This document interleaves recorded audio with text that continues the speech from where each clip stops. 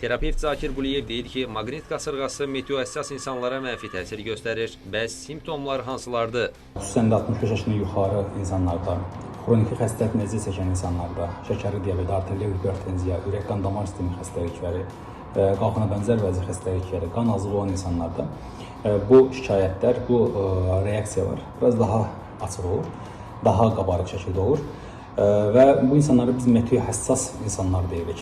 Bu insanlarda xüsusən də ürək bulanma, qusma, baş ağrıları, şəkərin yüksəlməsi, təzyiqin yüksəlməsi kimi şikayətlər ola bilər. Eyni zamanda depressiyaya düşə bilər bu insanın, nevrolojik statuslarda bu insandan daha gərgin ola bilər. Terapevt maqnit qasırğasının yaratdığı fəsadlardan qorunmaq üçün atılacaq addımları da sadalayıb. Gəzməlidir var, yuxu rejiminə diqqət etməlidir var, balanslı qidalanmalıdır var, maye balansı çox önəmlidir.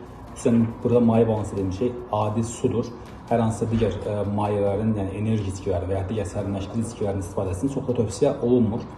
Eyni zamanda əgər açıq havaya çıxacaqlarsa da qoruyucu şapkalardan, qoruyucu eynəklərdən istifadə olması da tövsiyə olunur.